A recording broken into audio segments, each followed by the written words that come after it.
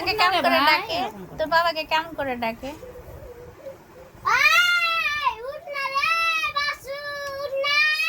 তো hello guys, welcome to Arc Official. তোমরা কেমন আছো? আশা করি ভালো আছো, আমিও ভালো আছি। তো বুঝতেই পারছো আমি আজ ব্লগ নিচ্ছি, কারণ আমি যাচ্ছি একটু ঘুরু, কারণ গরমের ছুটি পড়েছে, তো একটু ঘুরতে যেতে হবে। আর বুঝতে পারছো প্রচন্ড গরম, প্রচন্ড ইচ্ছে করে না, তাও ভাবছি স্কুল আবার খুলে টুলে যাবে, আবার যেতে পাবো না।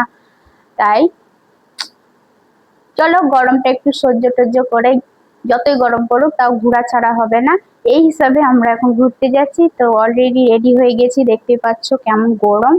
আর এই আমার ছেলে জুতো পরছে, ও রেডি। তো চলো, ওখানে আমাদের বোন, দুটো বোন একসঙ্গে আসছে। তো কোথায় যাচ্ছি? বাবার বাড়ি না, আমি যাচ্ছি এখন আমার দিদির বাড়ি। অনেকদিন যাইনি, তাই একটা গ্রাম দিদির বাড়ি ঘুরতে যাওয়া যাচ্ছে। একটু বৃষ্টি হয়ে গেলে ঠান্ডা ঠান্ডা হয়ে যাবে, বাস মজাই মজা। কিন্তু এখনো বৃষ্টি দেয় না, প্রচন্ড রোদ আর প্রচন্ড গরম। এই গরমে যাচ্ছি ঘুরতে, কেউ যায় না, আমরা যাচ্ছি। যারা যাওয়া তারা যাচ্ছে, ছুটি উপলক্ষে তো যেতেই হবে, ওই হিসেবে যাওয়া। তো চলো ঘুরতে যাওয়া যাক। ব্লগটা দেখতে থাকো, আমি কোথায় যাচ্ছি এবং কোন দিদির বাড়ি। তো চলো।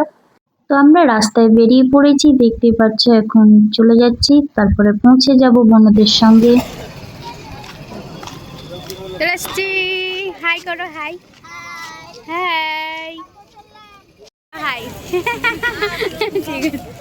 তারপর একসঙ্গে হয়ে দেখো এই ছোট বাচ্চা দুটো ভাবছে আমরা কোন মিষ্টি খাবো, তো সিলেক্ট করে ওরা মিষ্টি খেলো, আমরাও একটু একটু মিষ্টি খেয়ে দিদির বাড়ির জন্য নিয়ে নিলাম। দেখ আমরা মাসির বাড়ি চলে এলাম, তুমি মাসির বাড়ি চলে এলাম।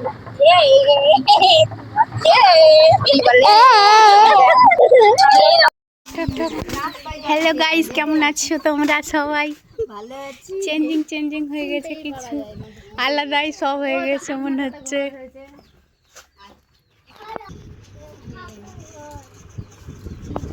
দেখো মাটির বাড়ি, এখনো একটা বেঁচে আছে মাটির বাড়ি, মানে আর কেউ নাই।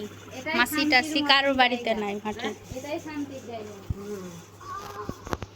শুভম দেখলি গাইস, দেখো এখানে চলে এসেছি দিদির বাড়িতে। এত সুন্দর ঠান্ডা, এত গরম লাগছিল। মাটির বাড়ি সত্যি করে খুবই ঠান্ডা। দেখো আশপাশটা মাটি, এখনো মাটি একটু দেখতে পাচ্ছি। অবশ্য মানে এত ভালো, এত ঠান্ডা, কোথাও হিলতে ইচ্ছে করে না, মনে হয় আমাকে দেখো।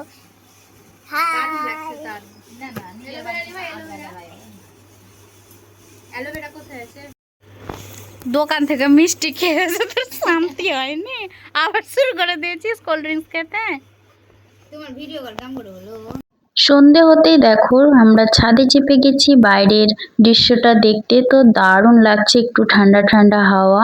আর এই দিদির বাড়ির মানে বাড়ির আশেপাশটা, আর এই সামনেটা দেখতে পাচ্ছ পুরো পুকুর ছিল, কিন্তু পুকুরই আছে, উপরটা একবারে পুরো ঘাস হয়ে গেছে। আগে আমি এসেছিলাম তো এটা পুকুরে বাসন ধোয়া অনেক কাজকর্ম হতো, কিন্তু এখন কিছু হয় না। আর সামনে আছে একটা পুকুর, তো এই দিদির ছেলেটা সন্ধেবেলা কিন্তু স্নান করছে।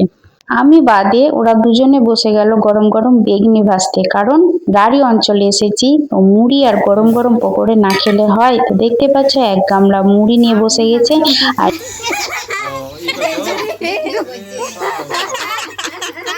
নাক দিয়ে দেখাবি এখানে হাসাহাসি হচ্ছিল কিছু একটা কারণ, তবে আমি এখানে বলতে চাই না কি কারণের জন্য হাসি আসছিল। আর আমার দিদির 3 ছেলে কিন্তু এখানে আছে, এটা বড় বাবু শুয়ে আছে, ওটা ছোট সব থেকে, আর আরেকটা আছে ওটা কিন্তু এখানে নেই, ও দোকানে আছে। তারপর এই সোনা বাবাটা এটা করছিল, মানে উঠে গেছে, তো আমারও মনে পড়লো আমরাও সেই ছোটবেলায় এরকম করতাম। একটা খেলাধুলা সত্যি ছোটবেলার একটা আলাদাই থাকে, মনে পড়ে যায় কিছু কিছু ঘটনা। তো দেখলাম, আনন্দ লাগলো। আর তারপরে আমরা 3 জনে শুয়ে গেছি নিচে, এখন প্রচুর গরম। তারপর ঘুমের ব্যবস্থা, এই মশারি টাঙাটাঙি হচ্ছে খেয়ে দিয়ে। তো সকাল হতেই এই যে সামনে, বাড়ির সামনে দেখতেই পাচ্ছ আমার দিদিদের জমির পালং শাক থেকে শুরু করে লেলতার শাক, মানে যাবতীয় জিনিস, লঙ্কা থেকে ছুটি থেকে কোনো কিছুর অভাব নেই, মাছ সব কিছু বাড়িতে। তো আমাদের রিয়া বুনু কাটাকাটি করছে আর আমি দেখছি, আর আমাকে দেখতে পাচ্ছ আমার শরীর ফুলে গেছে কারণ আমার শরীর খারাপ আছে। মাটির বাড়ির দোতলা তোমরা দেখেছো কি জানি না, তো চলো আমরা একটু যাই। কেমন অন্ধকার যে, লাইট নাই। চলো দেখো কত সুন্দর এই সিঁড়ি, কত ঝুল আছে। কয়েকটা বাড়ি মানে আছে বলতে কি আমাদের ফ্যামিলিতে একটা এখন আছে। ছোট ছোট সিঁড়ি মাটির। ও বাবা, পেঁয়াজে ভর্তি চাষবাসের ঘর। এইদিকে রসুন, পেঁয়াজ, সে আগেকার পুঁটি। ও আরামসে কত পেঁয়াজ। ওহো, সেই দোতলা। আর এই দোতলা আর নাই। এই আর একটা সিঁড়ি।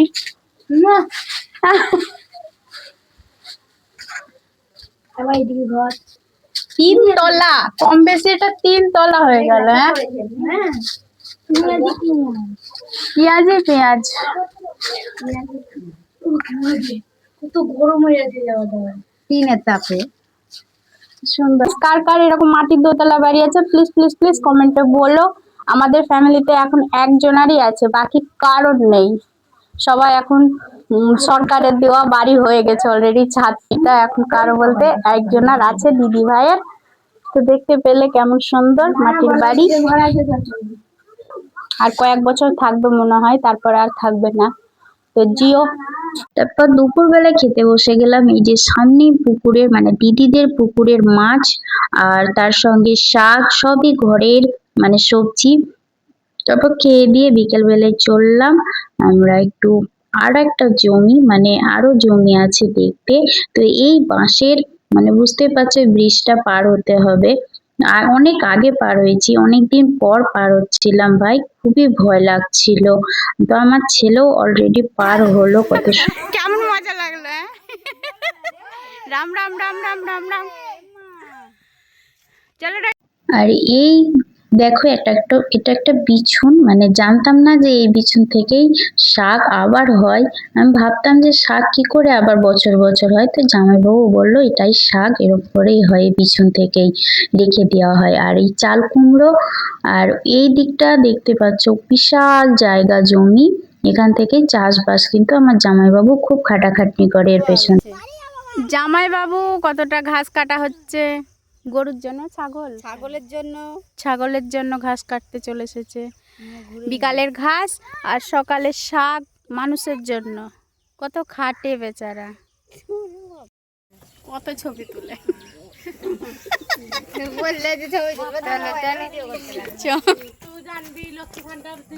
তো আবারও ঘুরতে বেরিয়ে গেলাম দিদির ননদের বাড়ি, মানে কাকাতো ননদের বাড়ি। তো দেখতে পাচ্ছ এই গ্রামের ভিতর দিয়ে পাশেই দিদির জায়েরও বাড়ি, ননদের বাড়ি, সবাই আছে।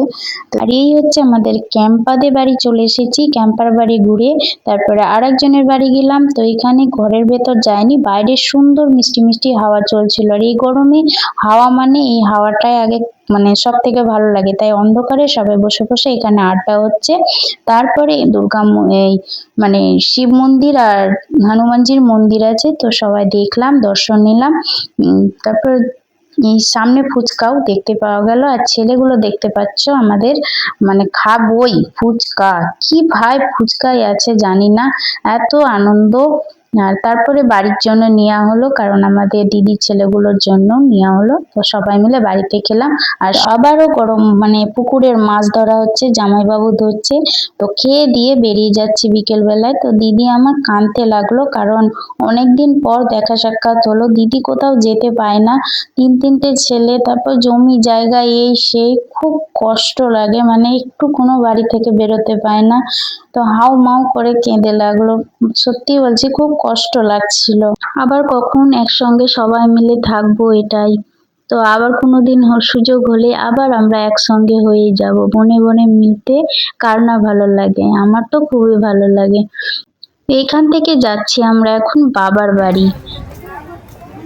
তো বাবার বাড়ি যাওয়ার জন্য আমরা স্টেশন পৌঁছে গেছি।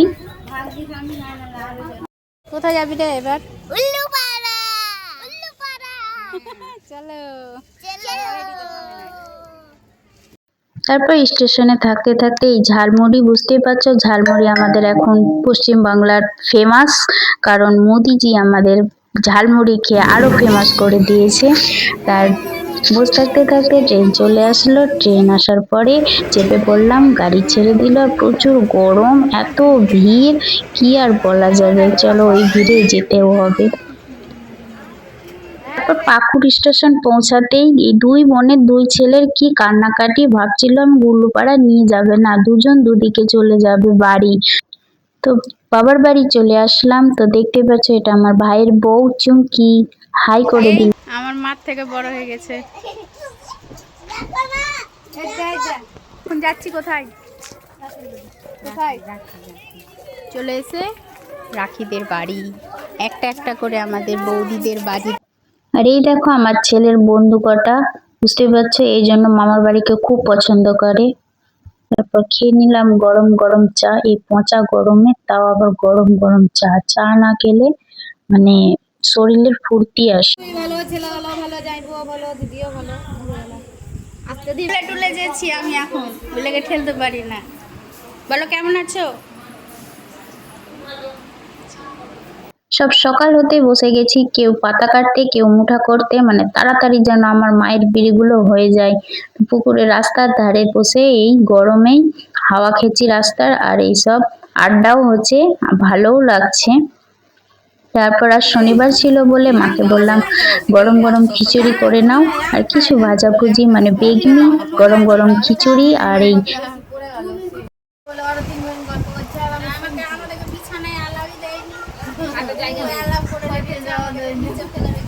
আমি ভিডিওতে বলে দিব যে ওদেরকে রাত্রে দিয়েছি দিনে দিবি। লাঠি খেলা হচ্ছে, লাঠি যা ভালো করে কর, ভিডিও করছি তো।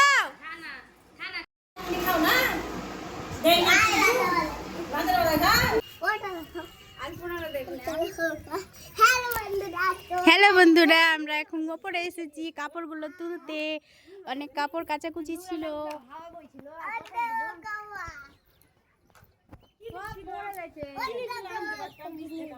হাই, আমরা এখন কাপড় উঠাতে এসেছি এখানে। তো বিকালের নেচারা দেখো।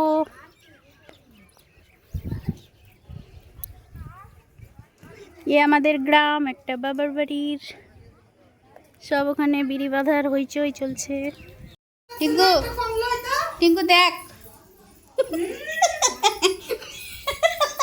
দেখ না, দেখ দেখ। বিকেলের এই আকাশের মানে দৃশ্যটা এত সুন্দর লাগছিল, মানে দারুণ দারুণ। সামনে পুকুর, মানে কেউ ড্রয়িং করে রাখে ওই টাইপের লাগছিল। তো সন্ধ্যেবেলা একটু ভাত মাখা হলো চানাচুর দিয়ে, তো আমরা ভাবলাম একটু খাইয়ে দিয়ে হাতটা ধুতে যেতে হবে না, তাই খাইয়ে নিচ্ছিলাম। তোর বাবাকে কেমন করে ডাকে?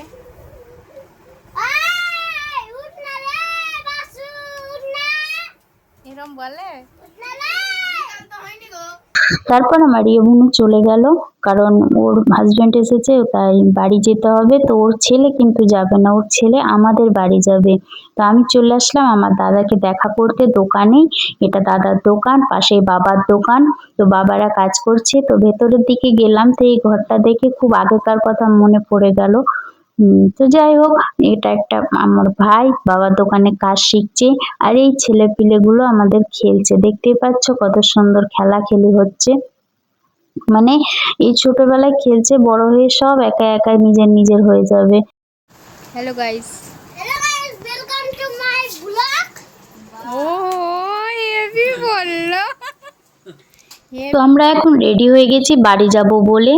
তো চলে যাবে সবাই একে একে নিজে নিজে। একজন তো চলে গেছে, আমি আর আমাদের ভাইয়ের বউ চুমকিও চলে যাচ্ছে। তো আমার মার 3 মেয়ে কম বেশি হয়ে গেছে, তো 3 মেয়ে একে একে প্রণাম হচ্ছে। বাবা তো দোকানে আছে, তো মাকেই বাই সাই করে চলে যাব, বাই বাই করে সব নিজের নিজের বাড়ি। নিজের নিজের বাড়ি বলতে চুমকির বাড়ি এটা, অবশ্য ও বাবার বাড়ি যাচ্ছে, আমাদের বাবার বাড়ি ঘোরা হলো, এবার ও যাচ্ছে ওর বাবার বাড়ি আর আমি যাব নিজের বাড়ি। তো বাড়ি ফাইনালি চলে আসলাম। আর এরা দেখো মাসির বাড়ি ঘুরতে চলে আসলো, একটু আনন্দ করবে, ছুটি কাটাবে। তো টাটা।